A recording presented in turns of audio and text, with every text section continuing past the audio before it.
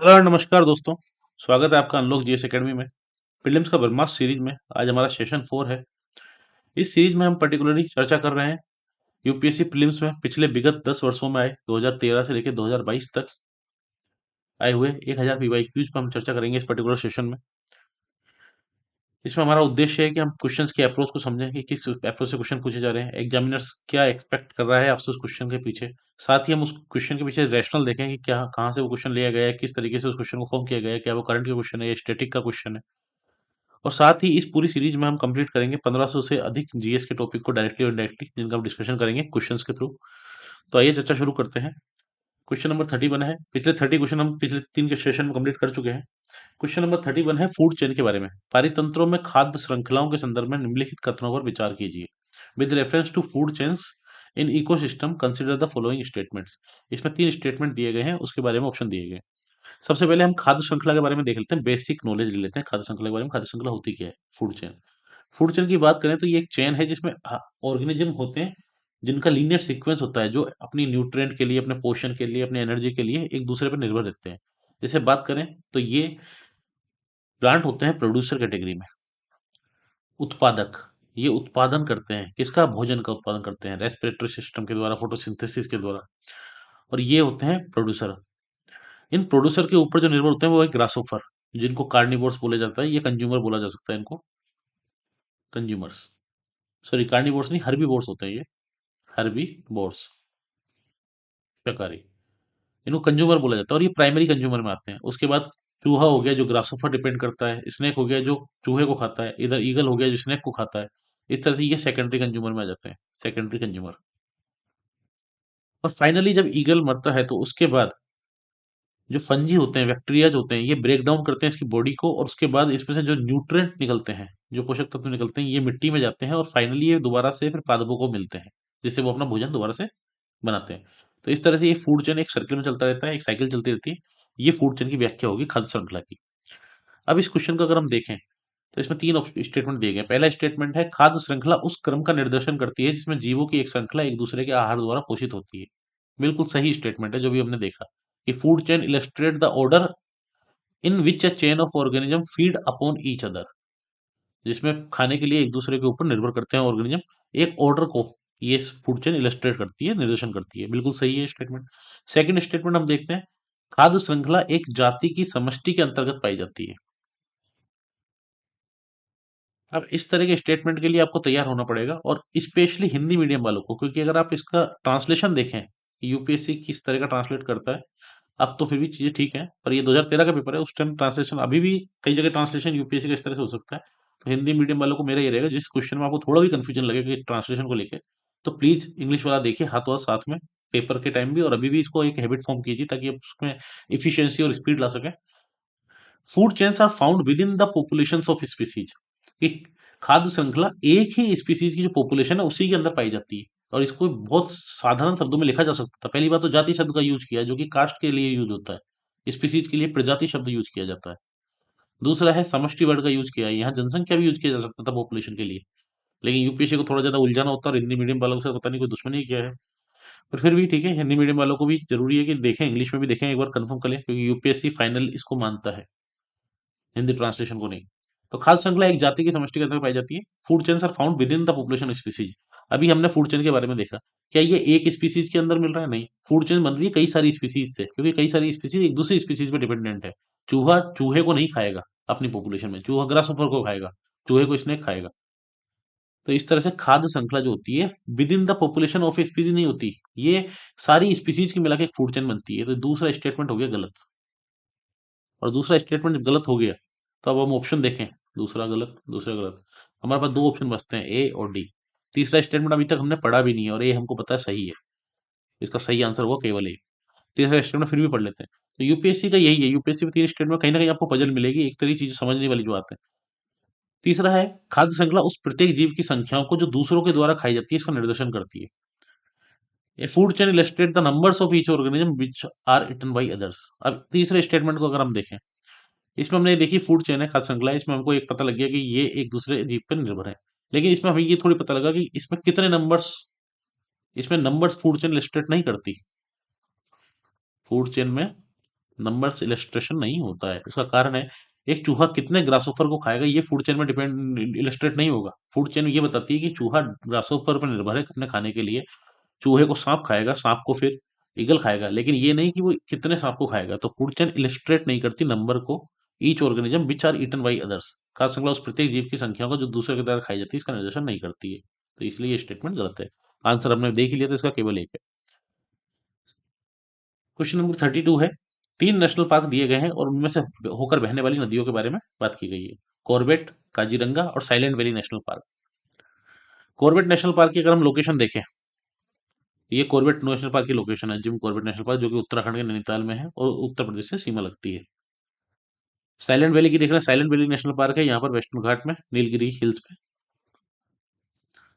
केरला में। और हम बात करें काजीरंगा की, तो काजीरंगा ये रहा असम में, Kaziranga national park, north east में। कॉर्बेट की अगर हम बात करें, तो कॉर्बेट जो नेशनल पार्क है, Jim Corbett national park, Jim Corbett national park बना था 1936 में, 1936 में, और ये बना था हेली नेशनल पार्क के नाम से।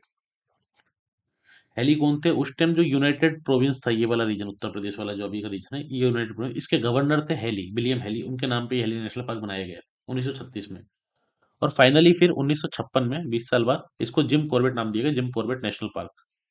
जो कि जिम कॉर्बेट थे, यूके के नेचुरलिस्ट थे और हंटर थे, ट्रैकर थे, इनके नाम पे दिया गया Corbett national park. Corbett national park पहला फर्स्ट प्रोजेक्ट है प्रोजेक्ट टाइगर के अंतर्गत, प्रोजेक्ट टाइगर।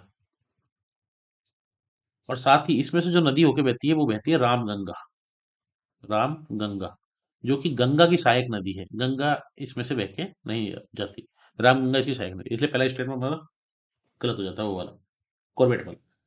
सेकंड, अगर हम बात करें काजीरंगा नेशनल पार्क की, तो काजीरंगा की अगर हम बात करें, तो काजीरंगा की बारे में एक स्टोरी है कि 1904 में जो उस समय के वाइसराय थे भारत में, लॉर्ड कर्जन, इनकी वाइफ ट्रेवल करने जाती है, काजीरंगा देखने जाती है, और वो वहां पे उस कंडीशन को देख के कि इतना अच्छे फॉरेस्ट को कोई सार संभाल नहीं की हुई, उसके बाद 1905 में वो आके एक प्रपोजल दिया जाता है इस तरीके से, जिसमें कहा जाता है कि इसको एक रिजर्व फॉरेस्ट के रूप में कन्वर्ट किया जाए। और इस प्रपोजल पे फिर चर्चा होती है और 1908 में फाइनली इसको रिजर्व फॉरेस्ट के रूप में, काजीरंगा रिजर्व फॉरेस्ट के रूप में स्थापित किया जाता है। 1916 में जाके, 1960 में, काजीरंगा को काजीरंगा गेम सेंचुरी के नाम से स्थापित किया जाता है और फाइनली फिर काजीरंगा नेशनल पार्क बनता है। काजीरंगा नेशनल पार्क 1985 में, 1985 में वर्ल्ड हेरिटेज साइट के रूप में मान्यता मिलती है काजीरंगा नेशनल पार्क को, और 2006 में टाइगर रिजर्व के रूप में। यहाँ पर काजीरंगा में दुनिया के 2/3, 2/3 वन हॉर्न राइनो मिलते हैं। और राइनो के बारे में, वल्नरेबल है राइनो, ये आपको याद रखना है। आईयूसीएन जो इनका स्टेटस है वो है वल्नरेबल। तीसरा है silent valley national park. Silent valley national park की बात करें तो ये नीलगिरी हिल्स पे केरला में है, और ये 1847 में बना था रॉबर्ट वाइट के द्वारा। 1914 में इसको रिजर्व फॉरेस्ट बनाया गया, 1914 में। और इसमें से जो नदी बहती है वो है भवानी रिवर, कावेरी नहीं, भवानी। भवानी किसकी सहायक नदी है? कावेरी की। कावेरी जो रिवर है उसकी सहायक नदी है भवानी, और एक रिवर निकलती है इसमें से, वो है कुंथी पूजा, कुंथी पूजा, जो कि भरत पूजा रिवर की सहायक नदी। और काजीरंगा से जो रिवर निकलती है वो है ब्रह्मपुत्र। काजीरंगा की अगर हम लोकेशन इस तरह से देखें, तो काजीरंगा के नॉर्थ से और ईस्ट से निकलती है ब्रह्मपुत्र, और साउथ से निकलती है मोरा डिफ्लू रिवर, मोरा डिफ्लू। मानस की अगर हम बात करें, तो मानस निकलती है इधर मानस नेशनल पार्क से, भूटान की तरफ से, इधर से मानस नेशनल पार्क में, तो मानस भी इसका सही आंसर नहीं है। तो काजीरंगा गंगा नहीं है, रामगंगा है। काजीरंगा, सॉरी, काजीरंगा का मानस नहीं है, कॉर्बेट का गंगा नहीं है, रामगंगा है। साइलेंट वैली में कावेरी नहीं निकलती, कावेरी की जो सहायक नदी है भवानी वो निकलती है। इसलिए तीनों ही गलत हो गए। इसका जो सही आंसर है वो है डी, कोई नहीं। नेक्स्ट जो क्वेश्चन है वो है एगेरिकस नोस्टोक स्पाइरो वगैरह के बारे में। तीन स्टेटमेंट इसमें दिए गए। इसमें कहा गया उपयुक्त में से कौन से जैव उर्वरक के रूप में प्रयुक्त होते हैं। तीन नाम दिए गए हैं। अगर हम बात करें एगेरिकस की, तो एगेरिकस जो है वो है जीनस ऑफ मशरूम, ये मशरूम का एक जीनस है। और उसमें क्या है, एडिबल और जो पॉइजनस मशरूम है उनकी स्पीसीज पाई जाती है। स्पाइरो वगैरह की बात करें तो यह है जीनस का, इसका ग्रीन एलिगी का, जो शैवाल होते हैं, हरित शैवाल, उसका ये जीनस है स्पाइरो वगैरह। और हो सकता है इसलिए न्यूज में रहा हो नोस्टॉक वगैरह, उस समय, इसलिए क्वेश्चन पूछा गया हो। नोस्टोक जो है वो बायो फर्टिलाइजर के रूप में यूज किया जाता है, नोस्टोक। तो इसका जो सही आंसर है वो है केवल दो, ये नहीं है ये। इसका जो सही आंसर है वो है केवल दो, दो ओनली। इस तरह के क्वेश्चन यूपीएससी पूछता है। इसमें अगर आपको ये आपने ये कहीं पढ़ा है, इस तरह का क्वेश्चन अगर आपके कहीं नॉलेज में है, आपका कहीं से भी टच हुआ है, तो इस तरह के क्वेश्चन को आपको डिफेंड करना चाहिए या फिर उसको अटेम्प्ट करना चाहिए, क्योंकि यूपीएससी में लगभग हर साल 3 से 4 क्वेश्चन इस तरह के पूछे जाते हैं, इनका कोई मतलब नहीं होता। हर साल 3 से 4 क्वेश्चन पूछे जाते हैं, इनका कोई मतलब नहीं है। और उसी तरीके का एक क्वेश्चन ये पूछा गया है। ऐसे क्वेश्चनों के लिए आपको कुछ नहीं करना है, इनको दंडवत प्रणाम करके, अगर आपको उसको क्वेश्चन का आंसर आता है, आपने कहीं पढ़ा हुआ है, तो ठीक है। नहीं तो ऐसे क्वेश्चनों के लिए 3 से 4 क्वेश्चन हर साल यूपीएससी इस तरह के पूछता है, जो कि कंफ्यूज करने के लिए होते हैं, ताकि आप उनमें उलझें और नेगेटिव मार्किंग के जाल में फंसे। तो ऐसे क्वेश्चनों को, कुछ क्वेश्चन हमें छोड़ना है, हमें कोई 100 के 100 क्वेश्चन अटेम्प्ट नहीं करने। ऐसे क्वेश्चन हम छोड़ भी सकते हैं, तो ऐसे क्वेश्चनों को दंडवत प्रणाम करें और आगे बढ़े। हम भी आगे बढ़ते हैं। क्वेश्चन नंबर 34 है, निम्नलिखित में से कौन से मृदा में नाइट्रोजन को बढ़ाते हैं? पहला यह है जंतुओं द्वारा यूरिया का उत्सर्जन, excretion of urea by animals, which of the following adds nitrogen to the soil? Burning of coal by man, death of vegetation, वनस्पति की मृत्यु, मनुष्य द्वारा कोयले को जलाना। तीनों के स्टेटमेंट दिए हुए हैं। इस बारे में हम सोचते हैं। पहला है जंतुओं द्वारा यूरिया का उत्सर्जन। जंतु द्वारा यूरिया का उत्सर्जन होता है तो इसमें कुछ एलिमेंट के रूप में नाइट्रोजन मृदा में पहुंचता है। मनुष्य द्वारा कोयले का जलाना। कोयले जलने की बात हम करें अगर, बर्निंग कोल, तो कोल की अगर हम बात करें तो कोल से हमको पता है बहुत सारे मेटेरियल निकलते हैं। एक नाइट्रोजन ऑक्साइड निकलता है, सल्फर डाइऑक्साइड निकलता है, उसके बाद निकलता है आपका पार्टिकुलेट मटेरियल पीएम, उसके बाद निकलती है कार्बन डाइऑक्साइड सीओ, उसके बाद साथ ही में निकलता है फ्लाई ऐश। ये सब गैसेज हैं। नाइट्रोजन ऑक्साइड की बात करें तो नाइट्रोजन जो ऑक्साइड होते हैं ये एक्चुअली वैसे मृदा में कोई किसी तरह से नाइट्रोजन नहीं बढ़ाते हैं, क्योंकि ये नाइट्रोजन के कंपाउंड के रूप में प्रोड्यूस नहीं होते। लेकिन अगर ये ऑक्साइड किसी तरीके से नाइट्रोजन साइकिल में एंटर कर जाए, तो फिर ये नाइट्रोजन को बढ़ाने का काम कर सकते हैं। तो ऐसे मनुष्य द्वारा कोयले को जलाने से किसी भी तरीके से नाइट्रोजन नहीं मिलती मृदा में। दूसरा जो एक प्रोडक्ट रहता है इसको ऐश को बर्न करने के बाद कोल को, वो है फ्लाई ऐश। फ्लाई ऐश में कोई भी नाइट्रोजन कंटेंट नहीं मिलता है, इसलिए ये स्टेटमेंट हो गया गलत। मनुष्य द्वारा कोयले को जलाने से मृदा में नाइट्रोजन नहीं पहुंचता है। हाँ, वनस्पति की मृत्यु होती है तो नाइट्रोजन वनस्पति की मृत्यु के द्वारा डिकम्पोज जब होता है वनस्पति, उसके बाद नाइट्रोजन मृदा में पहुंचता है। इसका जो सही आंसर है वो है सी, एक और तीन, 1 एंड 3, जो सही आंसर है। और इसके लिए आप नाइट्रोजन साइकिल पढ़ सकते हैं कि नाइट्रोजन साइकिल किस तरह से काम करता है। क्योंकि कार्बन, हाइड्रोजन और ऑक्सीजन के बाद अगर कोई मोस्ट जो प्रिवेंट एलिमेंट है जो कि लिविंग ओरिजिन ऑर्गेनिज्म में मिलता है, किसी जीव में मिलता है, वो है नाइट्रोजन। तो ऐसे में नाइट्रोजन साइकिल भी आप पढ़े। नेक्स्ट जो क्वेश्चन है वो है क्वेश्चन नंबर 35। निम्नलिखित राज्यों में से किनमें सिंह पुच्छी बानर अपने प्राकृतिक आवास में पाया जाता है? विच of the following state is lion tailed macaque found in its natural habitat? जो लॉइन टेल्ड मकाक है, सिंह पुच्छी बानर कहा जाता है इसको। इसकी पूंछ जो होती है वो लॉइन की तरीके से होती है, इसलिए लॉइन टेल्ड मकाक बोला जाता है। अपने प्राकृतिक आवास में कहाँ पाया जाता है? ये क्वेश्चन पूछा गया था क्योंकि उस समय अगर हम देखें, ये जून 2012 की क्लिपिंग है। ये है 15 अक्टूबर 2012 की, एग्जाम से लगभग 7-8 महीने पहले। इसमें पूछा गया है, मकाक इन ट्रेवल के नाम से एक आर्टिकल आता है। लाइन टेल मकाक को उस टाइम टेकन ऑफ निकाल दिया गया था टॉप 25 जो एंडेंजर्ड लिस्ट थी उसमें से। इस वजह से ये काफी न्यूज में था।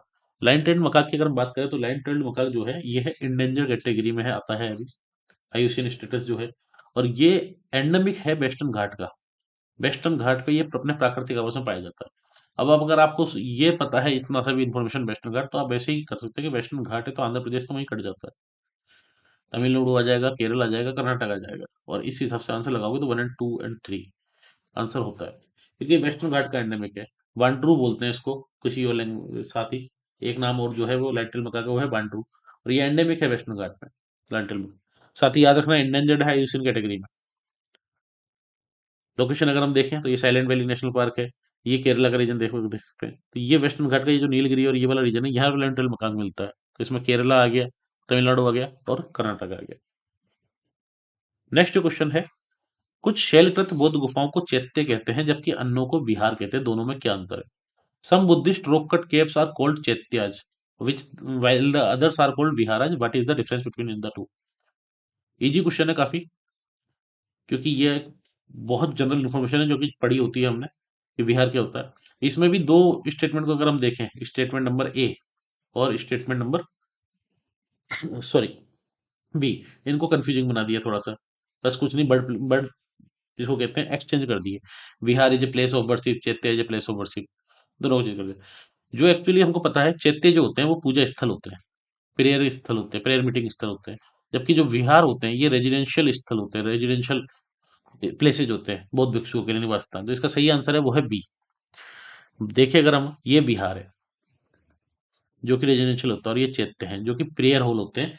ये मेनली यहाँ पर प्रेयर के लिए काम आते हैं। और ये मोनेस्ट्री होती हैं, बिहार जो होते हैं एक तरह से मोनेस्ट्री के रूप में होते हैं। और यहाँ पर मेनली उनके किसी भी एक्ट करने का, साथ ही उनके रहने का, रेजिडेंशियल खाने पीने का, ये सारे काम जो होते हैं वो यहाँ पर होते हैं बिहार में। बौद्ध भिक्षु यहाँ पर मिलते हैं मीटिंग के लिए, प्रेयर के लिए। और साथ ही इसका आर्किटेक्चर भी अलग अलग होता है। इसमें आर्किटेक्चर में स्तूप पाया जाता है, हर चैत्य में स्तूप आपको मिलेगा, पर यहाँ पर स्तूप का कोई प्रावधान नहीं है। साथ ही इसमें एक हाफ सिलेंड्रिकल एक व्यवस्था होती है जिसमें पिलर्स लगे होते हैं, और ये पूजा स्थल के रूप में काम करता है। तो ये एक इजी क्वेश्चन किसी ने पूछा था। क्वेश्चन नंबर 37 है, निम्नलिखित में से कौन सा एक बौद्ध मत में निर्वाण की अवधारणा की सर्वश्रेष्ठ व्याख्या करता है? Which one of the following describe best the concept of nirvana in Buddhism? चार ऑप्शन दिए गए हैं। तृष्णा रूपी अग्नि का समन, the extinction of the flame of desire, स्वयं की पूर्णतः अस्तित्वहीनता, the complete annihilation of self, परमानंद एवं विश्राम की स्थिति, the state of bliss and rest, और एक धारणातीत मानसिक अवस्था, a mental stage beyond all comprehension. ये किसी भी कॉम्प्रहेंशन, किसी भी चीज को कॉम्प्रहेंड करोगे आप, उसकी धारणा बनाओगे, कंप्लीट उसको परिणाम करोगे, उसके आगे की जो मेंटल स्टेज है बियॉन्ड ऑल कॉम्प्रहेंशन, उसको बोलते हैं धारणात्मक मानसिक अवस्था। अगर हम बात करें, आपने बुद्ध के बारे में चीज पढ़ा होगा कि बुद्ध ने चार आर्य सत्यों की बात की थी। चार आर्य सत्य, फोर नोबल ट्रुथ्स, जिसमें कहा था कि इदम दुखम, यह दर्द है, जिसको ट्रांसलेट किया गया कई लोगों द्वारा कि संसार में दुख ही दुख है। अयम दुख समुदाय, ये दर्द का मूल है। अयम दुख निरोध, ये दर्द की समाप्ति है। और फोर्थ था अयम दुख निरोध गमिनी प्रतिपदा, ये दर्द की समाप्ति की ओर ले जाने वाला मार्ग है। इसी को किसी और तरीके से ट्रांसलेट किया गया कि संसार में दुख ही दुख है, दुख का कारण तृष्णाएं हैं, तृष्णाओं को खत्म करना ही दर्द की समाप्ति है, और इसके लिए एक मार्ग बताया गया। ठीक है, जिसमें चार आर्य सत्य में जो चौथा आर्य सत्य है जो अष्टांगिक मार्ग की बात करता है, जो बुद्ध ने बताया अष्टांगिक मार्ग, the eightfold path to nirvana और टू साल्वेशन। तो ये अष्टांगिक मार्ग क्या, कमेंट में बताइएगा मुझे। तो ये जो चार आर्य सत्य हैं, इन्हीं में से एक आर्य, इन्हीं में से कहा गया है कि संसार में सब चीजों का कारण है इच्छाएं, तृष्णा। और यहाँ पर आता है extinction of the flame of Dzire, Buddha की जो निर्वाण की बात थी, तृष्णा रूपी अग्नि का समन, यही सही आंसर है। ये बुद्ध ने जो निर्माण की बात की थी, बुद्ध का कहना था कि हमें फ्री होना होगा किस चीज से, डिजायर से, इच्छाओं से, पेन से, दर्द से, इवन प्लेजर से, आनंद से, हर चीज से हमें फ्री होना होगा। तब जाके वो तृष्णा है वो खत्म होगी, और यही उनके निर्वाण की अवधारणा थी। अगर हम ऑप्शन की बात करें, सेकंड ऑप्शन, स्वयं की पूर्णतः अस्तित्वहीनता, the complete annihilation of self, स्वयं को बिल्कुल खत्म कर देना, अस्तित्वहीन हो जाना, ये अवधारणा बुद्धिज्म की नहीं है, ये अवधारणा है सूफीज्म की। जिसमें एक शब्द आपने कई बार सुना होगा, फना हो जाना।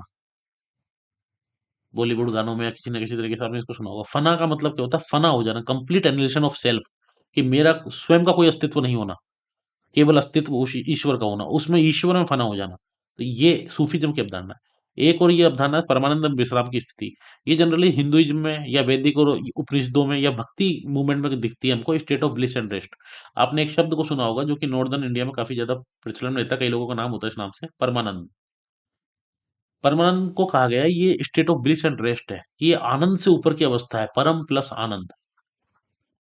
कि आनंद की जो चरम अवस्था है, परम अवस्था है, वो है परमानंद, state of bliss and rest. तो ये बुद्धिज्म की नहीं है। साथ ही a mental state beyond all comprehension, धारणातीत मानसिक अवस्था। तो इसका जो सही आंसर है वो है तृष्णा रूपी अग्नि का समन, the extinction of the flame of desire. Next जो है 38, क्वेश्चन नंबर 30 है, भारत के संविधान के अनुसार निम्नलिखित में से कौन सा देश के शासन के लिए आधारभूत है? According to the constitution of India which of the following are fundamental for the governance of the country? Governance के लिए फंडामेंटल कौन सा है? चार ऑप्शन दिए, मूल अधिकार, मूल कर्तव्य, राज्य के नीति निर्देशक तत्व, मूल अधिकार, मूल कर्तव्य। इसमें काफी कंफ्यूजन हो सकता है, मूल अधिकार है, मूल कर्तव्य, लेकिन अगर आपने दो चीजें हमेशा याद रखना, पॉलिटी जब भी पढ़ो, दो तीन पार्ट है। जैसे एक पार्ट है फंडामेंटल राइट्स का, एक पार्ट है आपका डीपीएसपी। इसमें कई बार यूपीएससी ने क्वेश्चन पूछा है इस तरीके का जो बता रहा हूँ आपको। एक है फंडामेंटल ड्यूटीज, और एक है प्रेएम्बल। ये तीन चार पार्ट ऐसे हैं जिनको आपको शब्दशः पढ़ना पड़ेगा, क्वाइट लिटरली, शब्द शब्द, एक एक शब्द को देखना पड़ेगा क्या लिखा हुआ है इनके सारे आर्टिकलों को। और ये कोई एक दिन का चीज नहीं है, आप उसको देखते रहिए। उसका कारण बताता हूँ क्यों। आर्टिकल नंबर 37 है डीपीएसपी में, directive provision of state policies. The provisions content in this part, बात हो रही है फंडामेंट वो सॉरी डीपीएसपी की, the provision content in this part for shall not be enforceable by any court. इस भाग में जो निहित प्रावधान है किसी भी अदालत द्वारा लागू करने योग्य नहीं होंगे, वाद योग्य नहीं होंगे। But the principle therein laid down are nevertheless fundamental in the governance of the country and it shall be the duty of the state to apply this principle in making laws। लेकिन इसमें जो निर्धारित सिद्धांत है वो देश के शासन में मौलिक महत्व के हैं और ये राज्य का कर्तव्य होगा कि वे इन सिद्धांतों को जो कानून बनाए जाएं उनमें बनाने में लागू करें। भारत के संविधान के अनुसार निम्नलिखित में कौन से देश के शासन के लिए आधारभूत है? फंडामेंटल है गवर्नेंस के लिए। इसका सीधा सा आंसर है राज्य के नीति निदेशक तत्व, जो कि हमको आर्टिकल 37 से पता लगता है कि ये इन्फोर्सिएबल नहीं है। कोर्ट में नहीं जा सकते आप इनको इन्फोर्स कराने के लिए, इनको लागू कराने के लिए डीपीएसपी को। लेकिन ये राज्य के लिए मौलिक महत्व के हैं, राज्य के लिए मूलभूत महत्व के हैं, क्योंकि राज्य को प्रशासन चलाने के लिए इन्हीं दिशा निर्देशों को सामने रखना पड़ेगा जो डीपीएसपी है, जो संविधान निर्माताओं की मांग थी कि हम एक इस तरह का देश बनाना चाहते हैं। डीपीएसपी में हमें जो हमारे जो आदर्श हैं वो आपको दिख जाएंगे कि हम किस तरह का देश बनाना चाहते हैं कि भाई पे इक्वल वर्क हो, इक्वल पे हो, कंसंट्रेशन ऑफ वेल्थ नहीं हो, इस तरह से कई सारे सिद्धांत दिए गए और इन्हीं सिद्धांतों की बात की गई कि ये सिद्धांत शासन में मौलिक महत्व के हैं। नेक्स्ट क्वेश्चन है क्वेश्चन नंबर 39, साइमन कमीशन के आने के विरुद्ध भारतीय जन आंदोलन क्यों हुआ? चार स्टेटमेंट दिए गए हैं। भारतीय 1919 के अधिनियम की कार्रवाई का पुनरीक्षण कभी नहीं चाहते थे। साइमन कमीशन ने प्रांतों में द्विशासन शासन की समाप्ति की संस्तुति की थी। साइमन कमीशन कोई भारतीय नहीं था। साइमन कमीशन ने देश के विभाजन को सुझाव दिया था।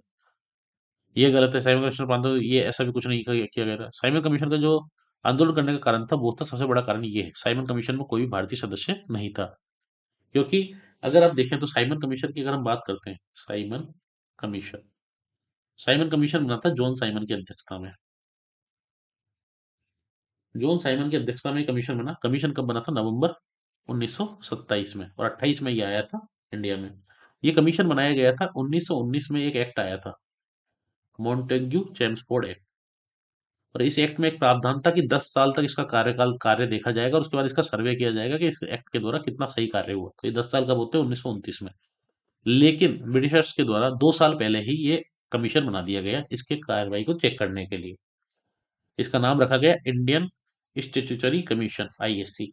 और इसमें 7 सदस्य ये कमीशन था, 7 एमपीज थे इसमें सदस्य, जिनमें से एक सदस्य आप जानते होंगे क्लीमेंट एटली थे। क्लीमेंट एटली जो कि लेबर पार्टी से आते हैं और ये पीएम थे यूके के। कब? जब हमारा देश आजाद हुआ था 1945 से लेके लगभग शायद 1951 तक ये पीएम थे यूके के। ये भी एक मेंबर थे इसमें। इन 7 सदस्यीय कमीशन में एक भी सदस्य भारतीय नहीं था, इंडियंस मेंबर नहीं थे। और यही एक सबसे बड़ा कारण था कि एक ऐसे एक्ट का सर्वे करने के लिए कमीशन बनाया गया जिस एक्ट के द्वारा भारतीयों पे क्या प्रभाव पड़ा, भारत पे क्या प्रभाव पड़ा, ये सर्वे किया जाएगा, और उसमें एक भी भारतीय नहीं है। तो इसको लेके मुस्लिम लीग, कांग्रेस, गांधी, जिन्ना, सभी का एक ही बयान था कि इसका हमको विरोध करना है।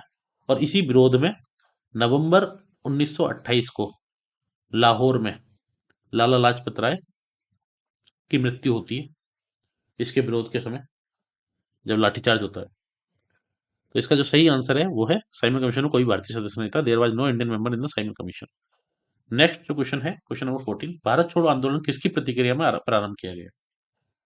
अभी हमने बात की थी साइमन कमीशन की। साइमन कमीशन से चलते हैं, 1927 में साइमन कमीशन आता है। 1930 में दांडी होता है, ये साइमन कमीशन। ये दांडी हो गया 1930 में। और यहीं पे होता है सिविल डिसोबीडियंस मूवमेंट, नागरिक अवज्ञा आंदोलन। 1942 में 1922 में क्रिप्स मिशन आता है, क्रिप्स मिशन। और क्रिप्स मिशन के साथ ही शुरू होता है क्विट इंडिया मूवमेंट, भारत छोड़ो आंदोलन। और इसके बाद 1945 में आता है वेवेल प्लान, वेवेल प्लान। और 1946 में कैबिनेट मिशन। तो भारत छोड़ो आंदोलन की प्रतिक्रिया में प्रारंभ किया गया था क्रिप्स प्रस्ताव की, क्रिप्स प्रपोजल की प्रतिक्रिया में प्रारंभ किया गया था। क्विट इंडिया मूवमेंट शुरू हुआ था 8 अगस्त 1942 को, 1942 को। और 8 अगस्त 2012 को, 2013 में ये पेपर हुआ था। 8 अगस्त 2012 को 70 साल हुए थे और इसके उपलक्ष्य में कई प्रोग्राम रखे गए थे मिनिस्ट्री के द्वारा, भारत सरकार के द्वारा भी। इसकी एनिवर्सरी पे, भारत छोड़ो आंदोलन के 70 साल होने की एनिवर्सरी, इसलिए ये क्वेश्चन पूछा गया था। और बहुत सिंपल सा क्वेश्चन था, बहुत ज्यादा कंफ्यूजिंग क्वेश्चन था, इजी क्वेश्चन था, इतना आपको पता होना चाहिए। एक और चीज में याद रखिए आप, यूसुफ मेहर अली एक नाम है, यूसुफ मेहर अली। ये वो व्यक्ति थे जिन्होंने क्विट इंडिया मूवमेंट का नारा दिया था, भारत छोड़ो आंदोलन का जो नारा था वो इनको द्वारा दिया गया था। साथ ही एक और नारा था साइमन का, Simon go back, Simon go back. तो ये नारा भी इनके द्वारा ही दिया गया था, यूसुफ मेहर अली के द्वारा। चलिए आज की चर्चा समाप्त होती है हमारी, मिलते हैं फिर दूसरे सेशन में, तब तक के लिए बहुत बहुत धन्यवाद। और इसी तरह से तैयारी करते रहिए, पीवाईक्यूज को जरूर देखिए, हिंदी में भी देखिए, इंग्लिश में भी देखिए, और कोई भी आपकी क्वेरीज हो तो प्लीज कमेंट करके जरूर बताइए, कोशिश करेंगे हम कि आपको जल्दी से जल्दी जवाब दे सकें। तब तक के लिए बहुत बहुत धन्यवाद, मिलते हैं नेक्स्ट सेशन में। तब तक के लिए लाइक करें, शेयर करें, सब्सक्राइब करें अनलॉक जीएस एकेडमी को। बहुत बहुत धन्यवाद।